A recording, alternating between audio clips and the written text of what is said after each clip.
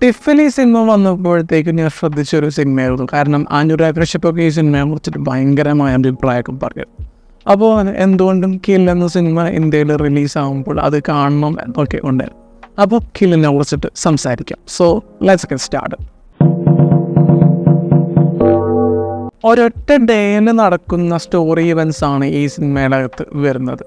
ഞാൻ ഈ സിനിമ കാണുന്നതിന് മുമ്പ് എന്തുകൊണ്ടും അറ്റ്ലീസ്റ്റ് ഇതൊരു നീറ്റ് സിനിമയായിരിക്കും എന്നൊക്കെ ഞാൻ പ്രതീക്ഷയുള്ളൂ.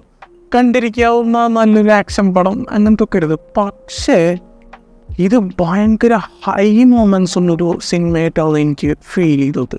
ഒരു ഹോസ്റ്റേജ് സിനിമ എന്നൊക്കെ പറയുമ്പോഴത്തേക്കും എങ്ങനെ അതിൻ്റെ ഇവൻറ്റ്സ് പോകും എന്നൊക്കെ പ്രഡിക്റ്റ് ചെയ്യാം. പക്ഷേ ഇത് അമ്മാതിരി രീതിയിൽ പ്രസൻറ്റ് ചെയ്ത് വെച്ചുകൊണ്ട് ആക്ഷൻ സീക്വൻസുകളാണെങ്കിലും ഭയങ്കര ബ്രൂട്ടലാണ്. ആൻഡ് ആ ഒരു ലെവലിലുള്ള ആക്ഷൻ സീൻസ് ഞാൻ ഇന്ത്യൻ സിനിമകളുടെ ഏസിൽ ഇതിന് മുമ്പ് കണ്ടിട്ടില്ല. അതിൻ്റെ ഫസ്റ്റ് സിനിമയ്ക്ക് ഉണ്ട്. തുടക്കത്തിലൊക്കെ കണ്ടിട്ട് ആക്ഷൻ സീക്വൻസൊക്കെ കണ്ടപ്പോഴത്തേക്കും ഇത് നീറ്റാണ്, കാണാൻ രസമുണ്ട് എന്നൊക്കെ പറഞ്ഞിട്ട് പിന്നീട് അങ്ങോട്ട് ടോണാണ്ട് മാറ്റി. ഒരു തരത്തിൽ അഡ്രിനാലിൻ റഷാണ്ട് കുത്തി കയറി വന്ന പോലെ എന്താ അറിയില്ല. ഓരോ സീനൊക്കെ വരുമ്പോഴത്തേക്കും എൻ്റെ തലമെന്ത് വേർത്തടിക്കുന്ന എന്തൊക്കെ ഒരു ഫീല്. ഭയങ്കരമായ കഥ വേണം എന്നുള്ളത് ചില സിനിമകൾക്ക് വേണമെന്നില്ല. അതിപ്പോൾ ഈ സിനിമയുടെ കേസിൽ അതിനകത്ത് തന്നെയാണ്.